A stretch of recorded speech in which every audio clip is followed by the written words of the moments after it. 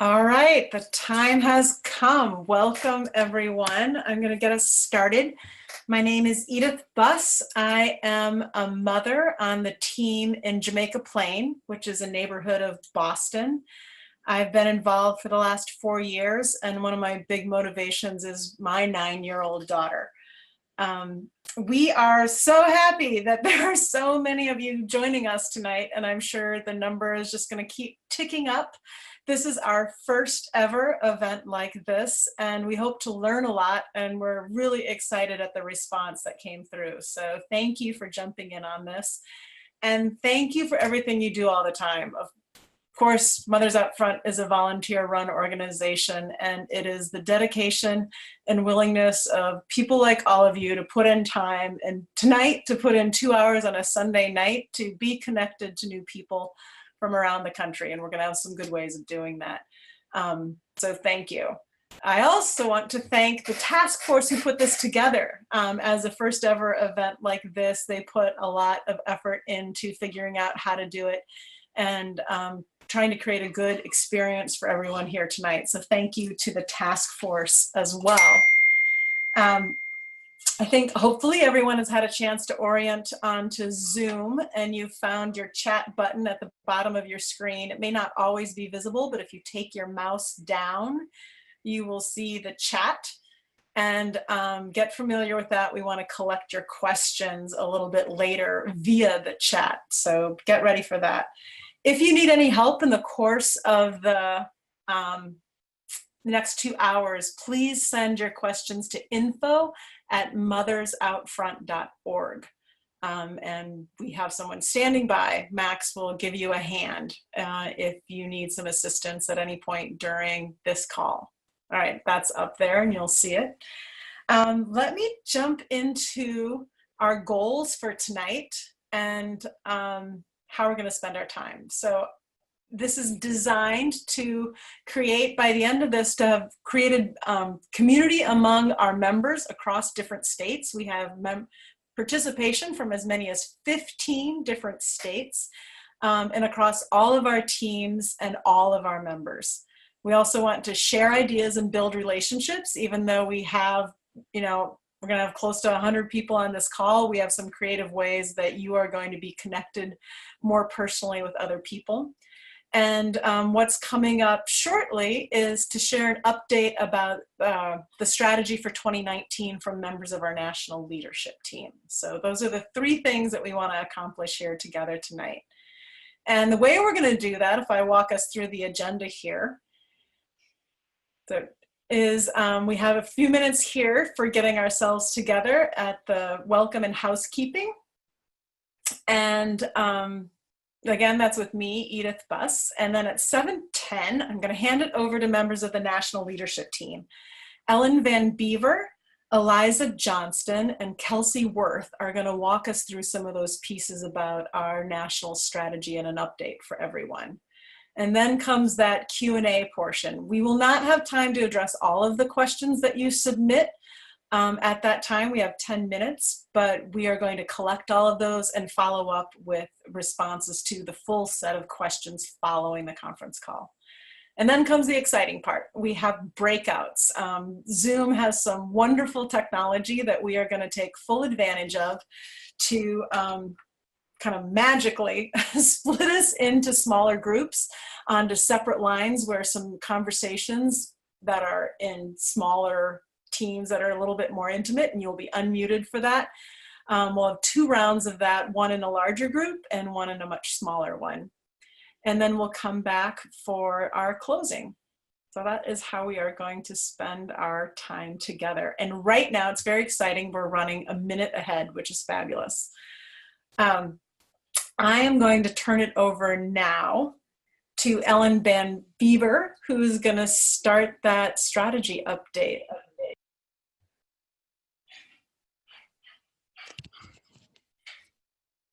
Hi, everybody. I hope you can hear me. My name is Ellen Van Beaver. I'm a founding member of Mothers Out Front and a member of the National Leadership Team. I'm also a mom to 3 wonderful children who are 15, 15, and 12. And like you, they are what brought me to this work almost 6 years ago now. Tonight, we're going to start with our mission because we think that this is always important to remind ourselves why we're doing this. And our mission at Mothers Out Front is, we build our power as mothers to ensure a livable climate for all children. And what makes our power so vast is that we are committed to bringing together mothers of all backgrounds. Next slide, please. I'm turning this now to Kelsey Worth, who's going to talk about our theory of change.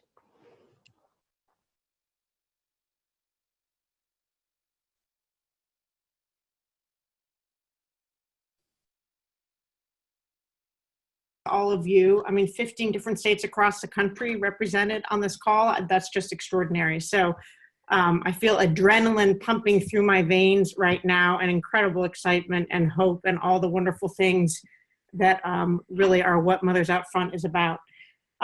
So many of you, well, first of all, actually, let me back up. I'm the co-founder of Mothers Out Front along with Vanessa Rule, and I am the mother of 2 girls, ages 13 and 11.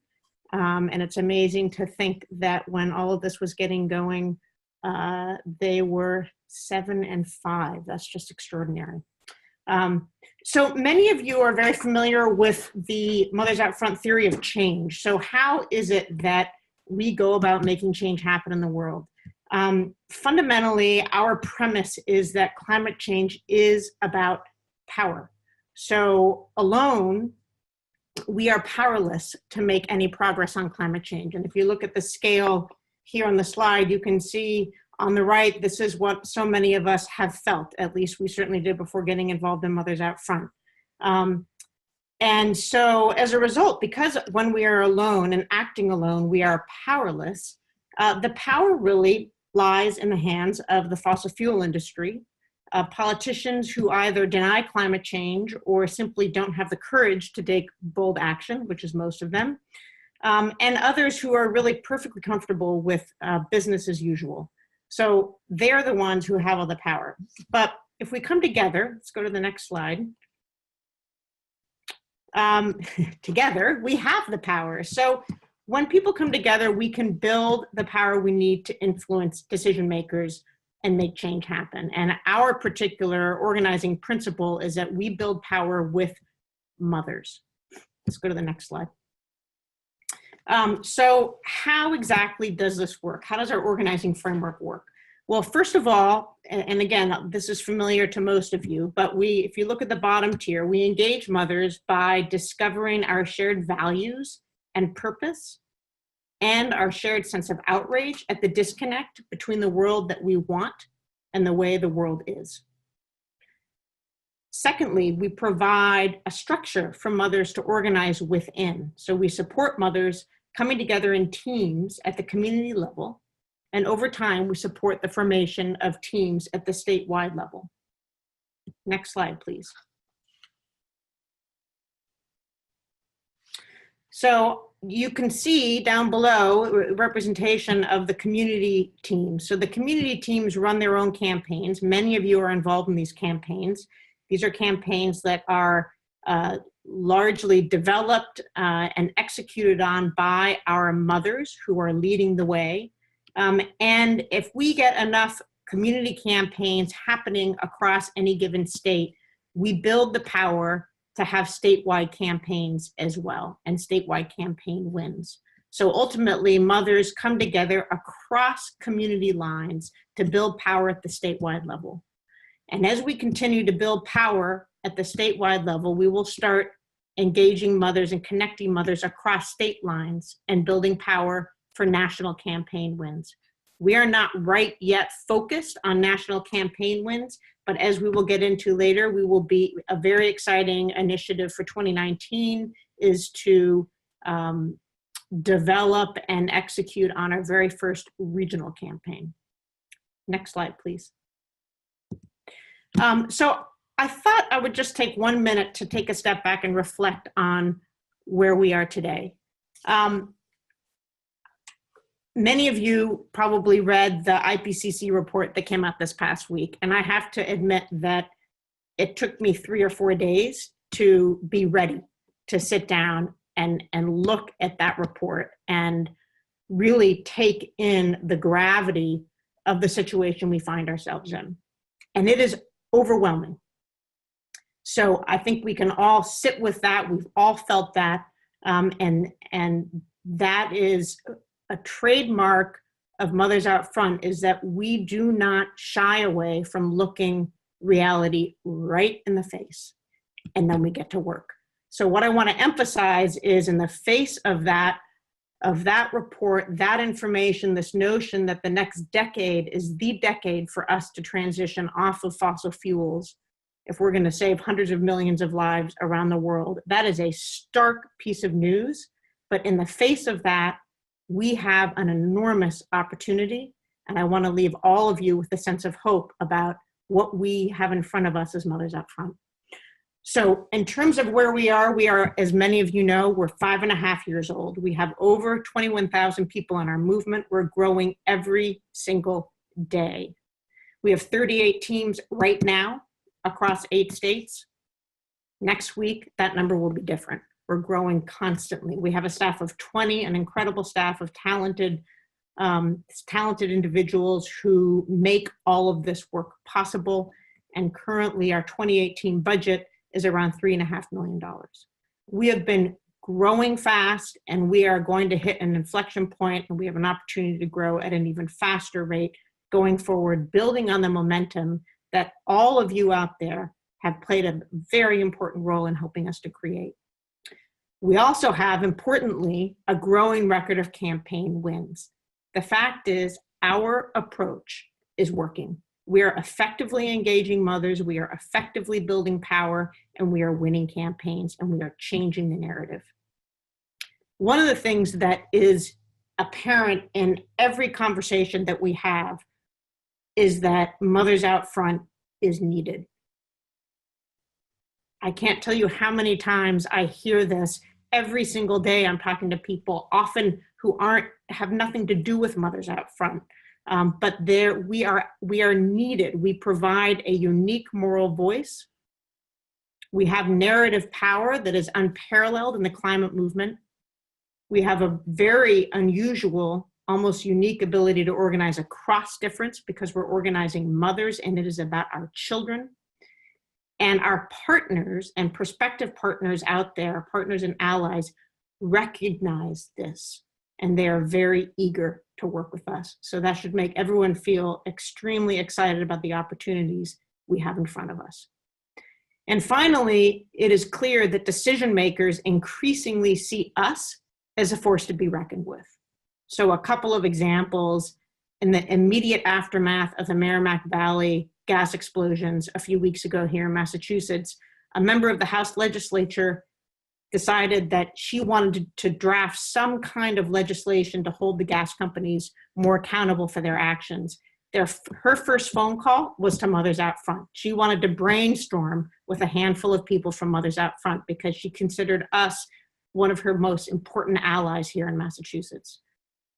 On the other end of the spectrum, we have the American Gas Association featuring Mothers Out Front's website in one of its recent meetings. They put a slide of Mothers Out Front websites up, and they said, "Do you know this organization? And if you don't, you will soon. Watch out, because they're coming your way." And to me, that is an absolute indication that we are a force to be reckoned with out there. So with that, I want everybody to move forward. I encourage you to move forward with a tremendous sense of hope and the opportunity that lies ahead of us as we continue to do this incredible work that all of you are playing such an important part of. And I think I turn it over to Ellen from here.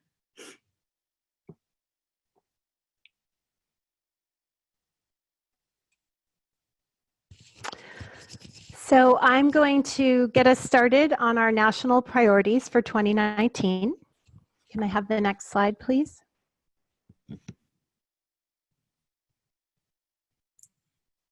And our strategic priorities at the national level emerge from the work happening in our states. They're developed by the national leadership team with input from state leaders and senior staff. And they provide a framework for state teams to, funny, I can't see the slide. Sorry. Could someone, Edith, can you tell me what it says under the word to? I've got the, unfortunately, I've got the. Where I'm developed. Sorry, for state teams too, and then it's A. And keep in mind as they develop their own priorities. Can everybody read it? I don't know, because in my case, the photos are covering it. I'm sorry. I'll just reiterate this. These priorities come from the work that is happening on the ground with all of you, with input from those closest to the work and those thinking about the movement as a whole.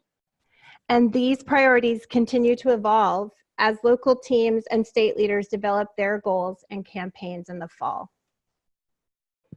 Okay, sorry about that. Can we please move to the next one? I'll just interject for a second to say, for any of you who are struggling with the view, if you go up to the very top, it says view options, and what might give you the best sense of the group and the slides is to select side-by-side mold. And that way you can see the slides and all the people who are on the call. And just note that you can also scroll up and down to see the wide range of folks who are on it. Maybe that'll help. Okay, sorry about that. Our first strategic priority is build out our state organizing capacity and drive state campaigns for maximum impact. And just to reiterate some things that Kelsey said, we currently have 20 staff. With 13 positions, we are either actively hiring for or about to hire. We are investing in training for members and in developing member coaches to support teams. As we build out our state organizing capacity, we're going to be expanding our Virginia organizing to be statewide, expand our New York organizing to be statewide, build our organizing in California, continue to invest in Massachusetts, and hire state organizing managers, a manager in Colorado based on a plan by a team of Colorado moms that worked last year. It is our hope to have statewide impact in all of our states. We have this great graphic to show you, and you might want to move, depending on the orientation of the participants, you might want to move them so that you can see the whole country, but I'm going to just let you know what it shows. We currently have organizers on the ground in Massachusetts, New York, Virginia, and California. We have active engagement in New Hampshire, Alabama, Ohio, and Washington, which means we have teams actively working in those states. We have research underway in Colorado and Pennsylvania. Our expansion has been driven by a mix of energy on the ground and strategic thinking about where we can learn and have impact. And for 2019, we hope to build our national presence both by having an impact in the states where we are and by expanding our digital reach across all states. Okay, next slide, please. And then I'll turn it over to Kelsey. Great, thanks, Ellen.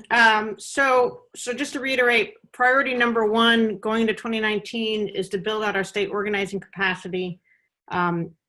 And the next priority, and these are not in order of importance. The next priority is to expand our movement to include a wide array of voices, thereby enhancing our power and impact. So since inception, we have talked about the incredible opportunity that mothers have to organize across difference, because we've recognized from the beginning, if you put 30 mothers in a room from all different backgrounds, there's always one thing they can find to talk about, and that is their children, their concerns for their children, their hopes and dreams for their children, and their determination to protect their children's health and safety. So that has always been a driving principle behind the work that we do. Having said that, we also recognize that that doesn't simply happen without a certain degree of intentionality. And so this is what this slide is trying to communicate, is the intentionality going into ensuring that our movement does include the wide array of voices we know that it must. So the first is the Frontline Fellowship. The Frontline Fellowship, we are hoping to launch early in 2019, and it is essentially a response to a recognition that we need to be adapting our organizing framework for different kinds of communities if we're going to effectively engage mothers as leaders in those communities. The Frontline Fellowship will recruit mothers in historically marginalized communities experiencing climate injustice. And these mothers will be both organizing mothers in their communities, developing their own leadership skills, and sharing their expertise across Mothers Out Front. And we certainly believe that we will learn as much, if not more, from them as they will from us. In addition to that, we are looking at launching a military moms pilot very soon. I've been working with a handful of mothers who are in one way or another connected to the military, many veterans of the military.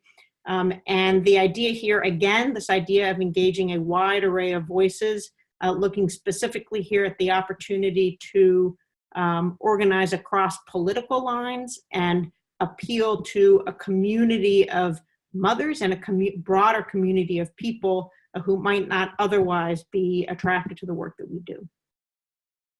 The third is to really build a diverse membership that works together in an environment rooted in inclusion and in equity. And we are currently working to recruit a diverse staff and to build a staff culture that is equitable and inclusive. And those two second bullets really are two sides of the same coin. They come together. We know that in order to build a diverse movement, we must structure our leadership and our decision-making in a way that is inclusive and equitable. And we're working very hard with outside expertise to do this very important work with both our staff and our membership. And with that, I will turn it over to Eliza. Thanks, Kelsey. I'm Eliza Johnston. I'm a founding mother of Mothers Out Front and a member of the national leadership team. I have a 4.5-year-old and a 7.5-year-old, and I'm really hoping that you don't all hear the bedtime battle that is going on upstairs, but you might. So I'm going to talk a little bit about our third priority, which is to provide a national framework for the state teams. This allows us to really deepen and leverage our connections across the movement, which enables us to be larger than the sum of our parts. This includes national initiatives, regional campaigns, as Kelsey talked about a little earlier, digital engagement and expansion. I'm going to spend a little bit of time talking specifically about our regional gas campaign that's engaging moms across the Northeast and for which we are hiring a campaign manager. But beyond the regional campaign, this priority also includes a new communications plan and other initiatives such as broadening our digital engagement and revamping our website. Next slide, please. So starting with a bit of background. You might not recognize this, but this map shows the Marcellus Shale region in purple, and then the pipelines are shown in yellow. This network covers states where Mothers Out Front is actively organizing: Massachusetts, New York, Virginia, Ohio, New Hampshire. Next slide. We already have mothers that are really excited about this work and active in pieces of the campaign. Locally, we have teams or interest along the route of the gas infrastructure. And in both New York and Massachusetts, we have statewide gas campaigns that have developed allies and expertise. Nationally, we have teams that are researching health impacts and how to impact funders of gas. Next slide. The regional gas campaign strategy is really three-tiered. First, we change the current belief that gas is safe, healthy, and clean. Raising the voices of mothers, as we know, can have a significant narrative impact. Second, we choose emblematic fights in each state. that we believe we can win and that will have an impact. And finally, we determine how our power can be used to shift shift investors away from gas. We're really excited about this campaign as it provides an opportunity to pull together our power across our ever-growing network. Now I'm going to turn it over to Edith for the Q&A portion. Great. Well, thank you to the National Leadership Team for taking us through that. I hope you guys have, in the meantime, found your chat while you were listening and started to write in some questions. So please populate those in there, clarification on anything that you just heard or something else. One of the ones that has come up is sort of what might we expect around any sort of like national coordinated stuff. We're all here from 15 states now tonight, which is super exciting. And we did some recent work around the Rise for Climate events. So I want to put that one out, and I'm not sure. We also are joined by some of our national staff. I know Electa and Seki are on the line, among others, but if one of you could jump in with a response to that. Great. Kelsey, do you want to take a stab at that? I think it'd be great to hear from Seki on that one, actually. Okay. Thank you. Is Seki with us? She is. Yeah. Oh. Yes, I just needed to be unmuted. Thanks. Becky Fascione. I work as the organizing director at Mothers Out Front. Good evening. You know, there was a tremendous multi-community effort around the Rise Global Climate event last month. I also know Mothers Out Front regularly coordinates around Mother's Day. So those are the kinds of initiatives that come from community teams. There's reason, like in the Region Gas campaign, to have a shared timeline for an activity or a shared decision maker to influence, or if there are reasons to do echo events coordinated at the same time, we want to hear that from teams as you engage in 2019 planning.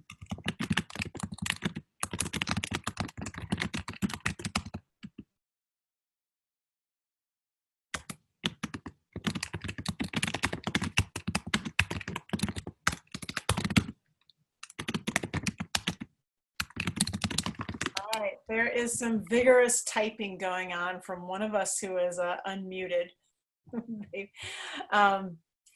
Let's see, are there other questions? I see one coming in here that, is there any get out the vote organizing happening with Mothers Out Front, or is that on the local level? Who can pick that one up?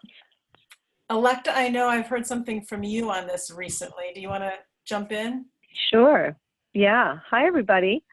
I'm Electa Severe, and I'm the Executive Director at Mothers Out Front. It's so great to see so many people on this webinar. And the answer to that is that there's definitely local activity happening. On the national front, we have partnered with an organization called the Environmental Voters Project. And there was an email that went out last week asking people to pledge to vote and to share that request of a pledge with people you know. And so what the Environmental Voter Project does is they ask people to pledge to vote in the coming election. It's not about who, it's really just about getting people to vote. And then they send reminders for every election that you might have an opportunity to vote in. And those reminders can be a phone call, they can be text, and sometimes they can even be someone coming by your door and saying, hey, it's time to vote. So that is our national effort this year in terms of our Get Out the Vote work.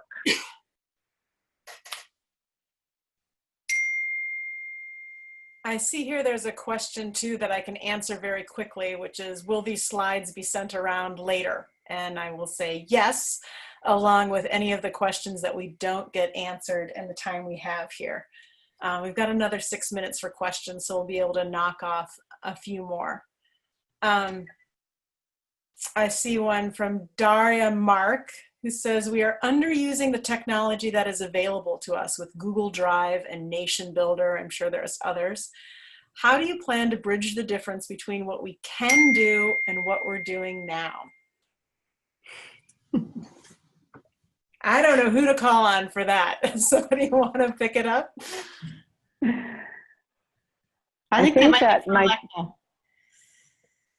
I was going to say, I think that might be me again. This is Electa. So Daria, that's a great point. We definitely know that. So we are underway right now with a couple of different projects. One is what we call document management, to try to figure out how to better utilize the Google Drive. And at the same time, Anne Roach, who's also on tonight, is going to be leading a process to revamp our website. And the idea of revamping the website is really in part to take advantage of the sorts of technology that is out there to better connect us and to share all of the information and the incredible resources we have within this group. So the best practices of the work that you guys are all doing on the ground, making that available to each other, but also ways for you all to connect, to have these sorts of conversations, to learn from each other from the campaigns that you're working on directly. So stay tuned. And if anyone is really interested in that, Anne is putting together a team of folks to undertake that website overhaul. We will be putting out an RFP in the next month or so, looking for expertise to support us, but we would love to have as many members as possible involved in helping design what the right solution is for us. Great. Thank you, Electa. There's another one here, and I'm going to call on Kelsey to respond, which is there a clear goal in the Mothers Out Front mission to fight for science-based climate policy? For example, in essence, a transition to 100% clean energy by 2050 or earlier, cut carbon and methane, and to end all fossil fuel projects. How clear is the mission on our actual policy? Kelsey, does that make sense to you? Any clarification? Sure, I'll take a crack at that. So I would say that, as I said at the very beginning, one of the things that we do is we look reality clearly in the face. And that means that all of our work is informed by science. It is not in our mission statement to get to 100% clean energy by 2050. Our mission statement doesn't include, concrete targets like that. But all of our work is informed by the latest in science. And one of the things we do is we work, as many of you know, because you've been involved in this, we work in very close collaboration with organizations that bring the kind of scientific knowledge, technical expertise, legal expertise, policy that we don't have. We do some things incredibly well, but we don't do everything. And so we seek alliance in all of the work that we do at the local, state, and regional levels. And I guess the last thing I would say is, well, two more quick things. One is that the policies at the local level, what the campaigns are focused on is really driven by our members, right? So it is incumbent upon us to ensure that our members have the latest information, obviously, and that their work is being informed by the science. And the last thing I will say is that it is extraordinary how many resources in the climate and energy space and how many organizations are failing to look at this reality squarely in the face, are failing to take on the fossil fuel industry. And it is just, this again comes back to the opportunity for Mothers Out Front to play a leading role. So when we're talking about developing a regional gas campaign, there is nobody else out there doing that. Not a single organization out there is developing a regional gas campaign. So we are on the leading edge of this work. Great, thank you, Kelsey. I think we have time for one more. And the question is here from Andra about what are the, wait, let me come back. I lost it. Tell us more about the diverse groups developing and what is the goal in the active states. I think that's from the slide that you presented, Kelsey. I don't know if that one goes back to you or if there's someone from staff who wants to jump in. I'd be delighted for someone else, since I was just talking. I'd love to hear someone else talk. Maybe Seki can take that one? Sure. This is Seki again.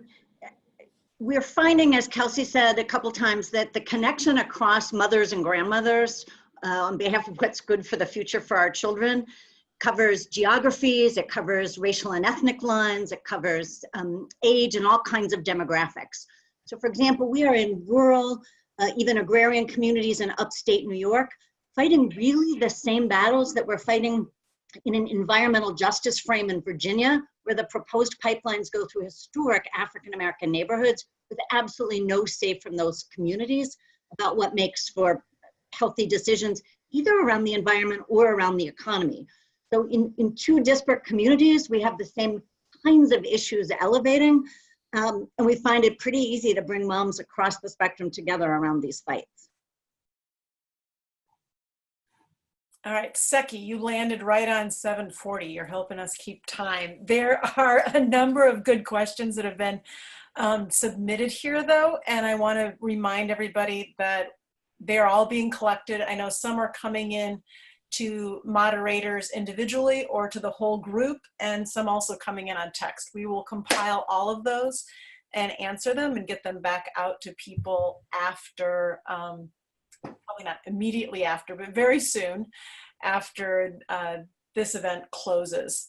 So also feel free to keep posting them in the chat. Those can be collected too as we go on here with the rest of our call. And this does bring us to our first breakout group. So here's where the magic happens. We have 2 breakout groups, and Zoom, and this is going to be new for me. I haven't done this with Zoom yet, but it makes me think of, we've been reading in our house the Harry Potter books where people apparate and they like magically like go from one place to another instantaneously.